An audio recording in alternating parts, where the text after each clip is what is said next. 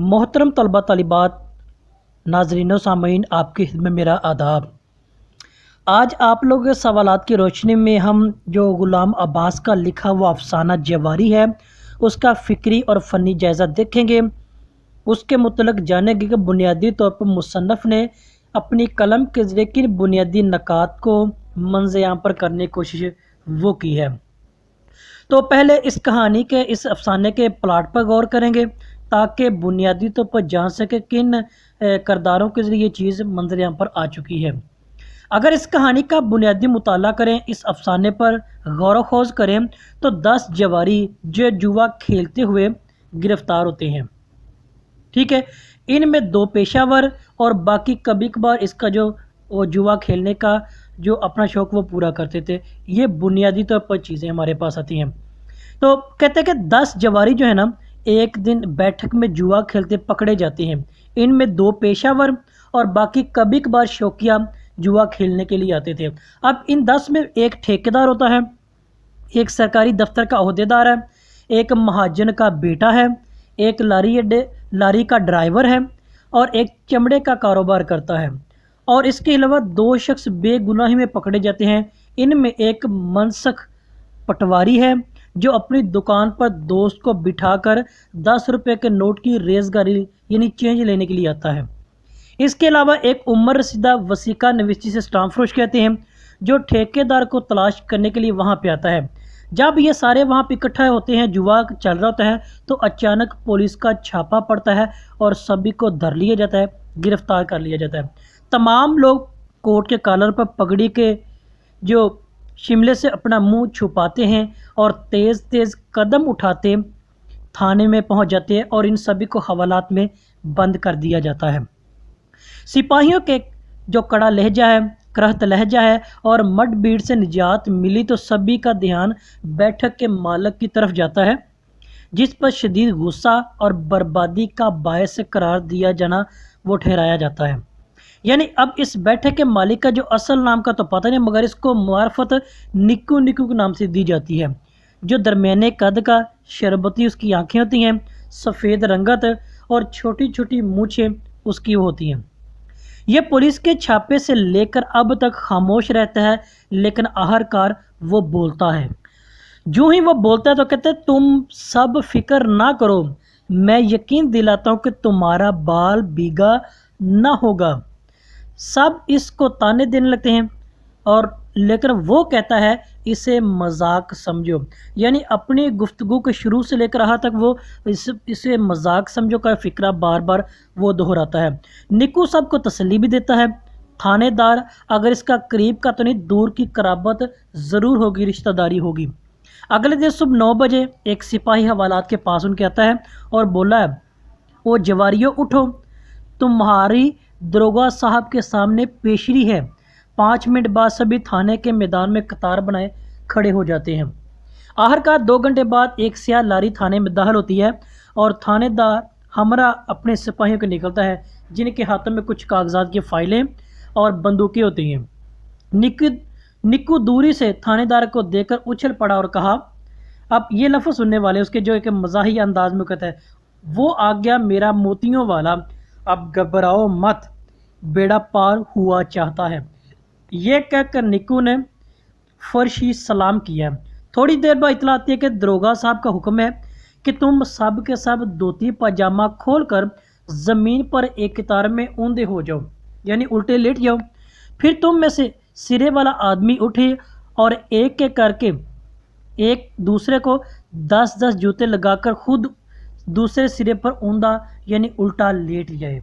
सभी उल्लुओं की तरह एक दूसरी तरफ देखने लग जाते हैं। पहले निक्कू, फिर बारी बारी सभी जो है वो ज़मीन पर उल्टा लेटना शुरू हो जाते हैं। थोड़ी देर बाद सिपाही दफ्तर से निकला और बोलता है, दरोगा साहब का हुक्म है, अगर तुम लोगों ने ठीक तरह जूते ना लगाए तो मैं अपने सिपाहियों से जूते लगवाऊंगा।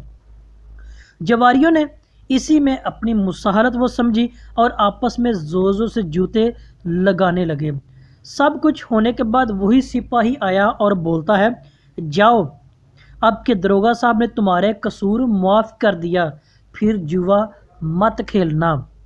थाने से निकलते वक्त सभी खामोशी जैसे करीबी रिश्तेदारों को दफन करके कब्रिस्तान से निकल रहे हों।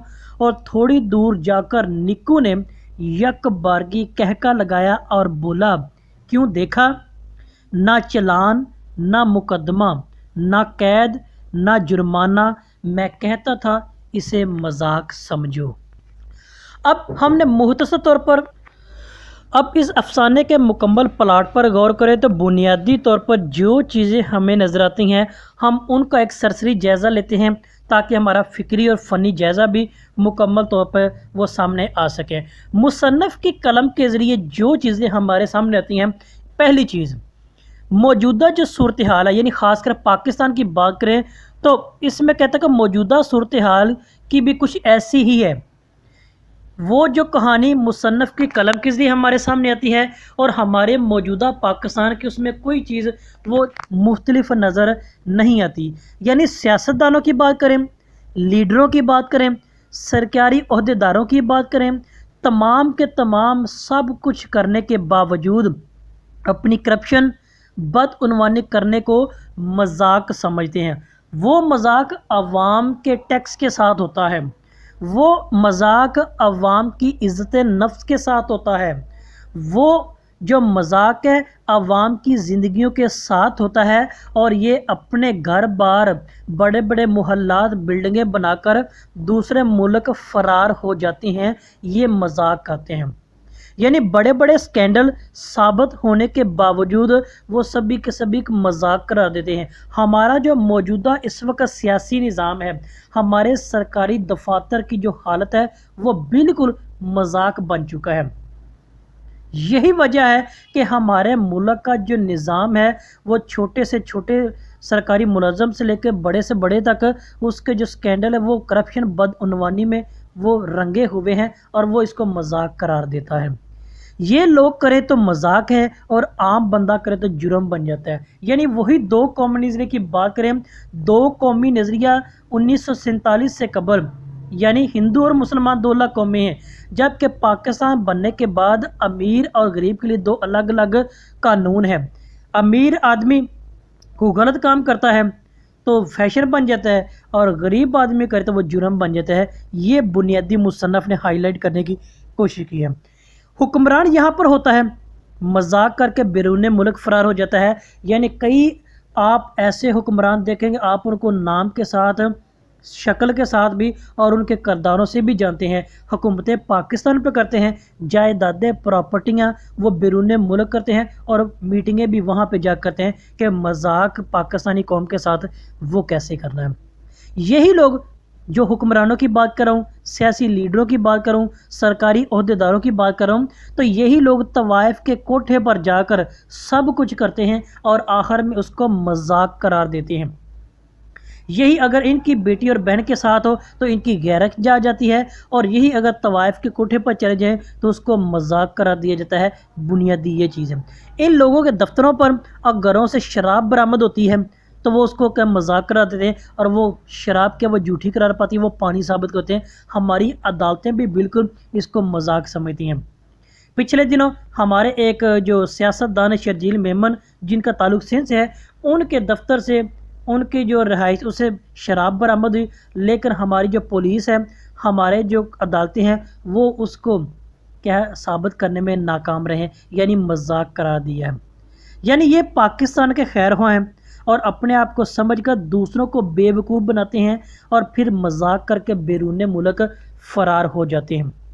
मौजूद तलबा तलिबात, आप किसी भी एंगल से देखें, किसी भी जाविया से देखें और किसी भी नुक्ता नज़र से देखें, हमारे ये जितने भी इस वक्त मुल्क के खैर ख्वाह ये सोशल मीडिया पे आते हैं, न्यूज़ चैनल का हिस्सा बनते हैं, अखबारात का हिस्सा बनते हैं, इन्होंने मुल्क के साथ मजाक किया हुआ है और सब कुछ मजाक होता है। यानी अब देखें, इतने बड़े बड़े स्कैंडल साबित होने के बावजूद ना कुछ चालान हो रहा है, ना मुकदमे हो रहे हैं, ना इनको कैद हो रही है और ना कुछ जुर्माने हो रहे हैं, और एंड पे मेरे और आपके पैसों के साथ जो टैक्स के रूप में लेते हैं, ज़िंदगी के साथ मजाक करके बैरून मुल्क दफ़ा दूर हो जाते हैं।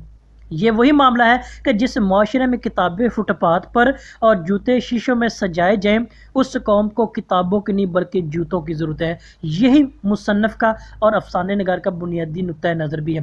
موضوع طلبہ طالبات، ناظرین و سامعین، آج ہم نے مختصر طور پر اس افسانے کے پس منظر کو، اس کے فکری و فنی جینس کو دیکھا اور پہچانا ہے۔